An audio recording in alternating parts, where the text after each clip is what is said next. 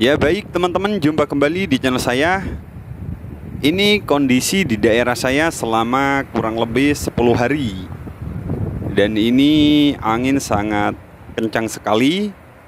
Dan juga ditambah setiap malam itu cuacanya sangatlah ekstrim. Nah, hubungannya apa? Ketika teman-teman punya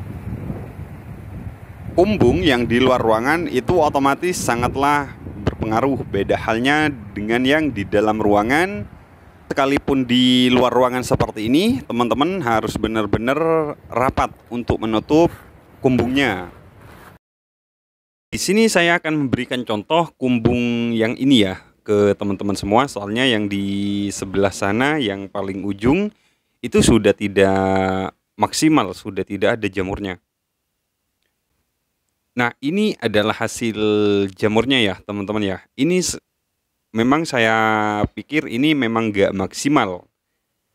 Tapi perlu teman-teman ketahui di sini keseluruhan kumbung yang ini adalah pakai pencampuran media lama dan media yang baru.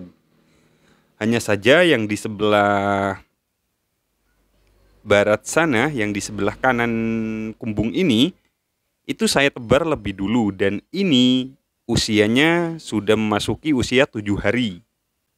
Nah, di sini teman-teman bisa memperhatikan hasil jamur yang bisa dikatakan ini tidak maksimal. Kenapa ini pertumbuhannya tidak maksimal? Nah, di sini saya akan menjelaskan ya. Pasti di antara teman-teman yang daerahnya hampir serupa dengan yang punya saya, tentu teman-teman akan mengalami hal yang seperti ini. Dan bisa jadi kemungkinannya jika teman-teman nggak paham cara merawatnya, itu akan lebih fatal dari yang punya saya seperti ini.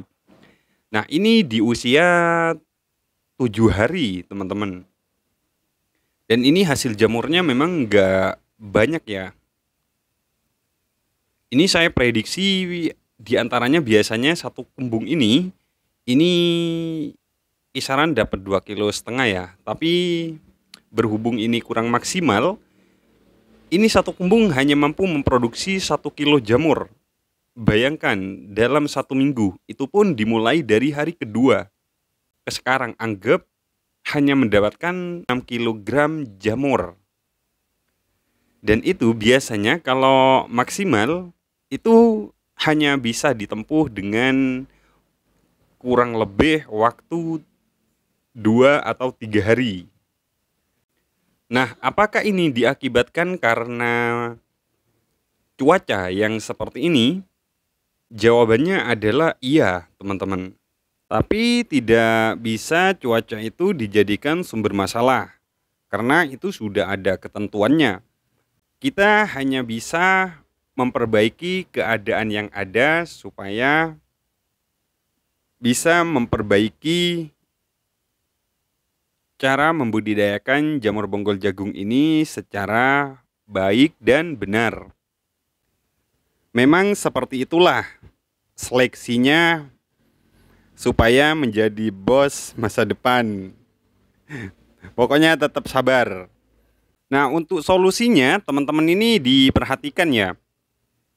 Karena jamur ini benar-benar harus tertutup. Jadi upayakan ketika ada angin kencang atau angin biasa ya, jangan sampai angin itu banyak masuk ke dalam kumbung. Intinya seperti itu, karena jamur ini harus benar-benar tertutup. Beda halnya dengan jamur tiram ya. Apalagi di daerah saya ditambah cuaca malamnya itu sangatlah dingin. Di sini saya akan langsung merangkum antara banyaknya udara yang masuk dan juga cuaca yang sangat dingin. Nah, pertama jika udara banyak yang masuk, tentu ini akan mengakibatkan ke pertumbuhan jamurnya teman-teman itu akan mudah lembek ya, atau cepat menua teman-teman. Jadi saya contohkan jamurnya seperti ini ya. Ini seandainya ini tertutup, ini bisa menjadi lebih besar dari ini. Karena berhubung ini kebanyakan udara yang masuk dan ditambah cuaca yang dingin, jadi pertumbuhan jamurnya ini jadi terhambat teman-teman. ini nggak bisa berkembang lagi. Jadi tetap pada posisinya yang seperti itu. Sekalipun dipaksa untuk membesar, itu sudah tidak akan menjadi jamur berkualitas. Jadi caranya harus dipanen lebih awal. Itu cara yang paling aman mengatasi masalah yang seperti ini. Karena ketika suhu itu terlalu dingin, otomatis suhu di dalam kumbung untuk fermentasi lah intinya, itu menghambat untuk ke pertumbuhan jamur berikutnya. Makanya ketika sekalipun ini medianya agak lama, ini akan tetap menumbuhkan miselium diakibatkan karena terlalu dingin. Tentu yang mengakibatkan di saat cuaca dingin itu tentu adalah embun. Itu yang sangat mempengaruhi. Apalagi kalau kumbungnya kurang rapat, itu otomatis embun itu akan masuk juga ke dalam kumbung dan tercampur dengan uapan media. Itu pokoknya udah menjadi satu, udah nggak jelas pada intinya, dan itu menyatu ke dalam media lagi, dan di situ teman-teman akan terkecoh bahwasanya jamur ini ketika mau disiram kelihatannya basah kuyup. Sebetulnya itu adalah air dari hasil embun dan uap itu. Jadi saran saya itu tetap teman-teman siram.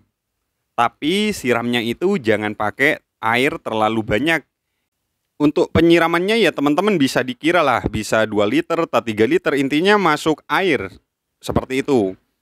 Nah, ketika sudah dimasukkan air kurang lebih 2 atau 3 liter, nah keesokan harinya tentu jika cuacanya sama, permasalahan yang sama. Nah, itu teman-teman tanpa disiram itu nggak ada masalah. Seperti itu, jadi dijedah tanpa disiram.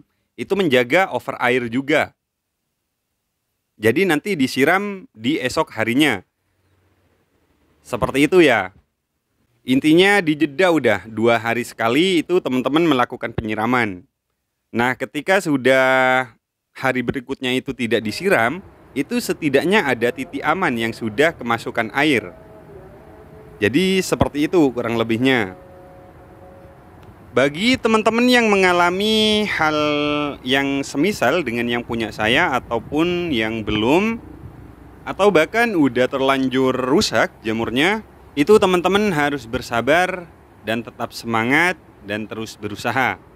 Mungkin sekian ya untuk sharing kali ini, semoga sedikit banyak membawa manfaat. Saya akhiri dengan salam, assalamualaikum warahmatullahi wabarakatuh.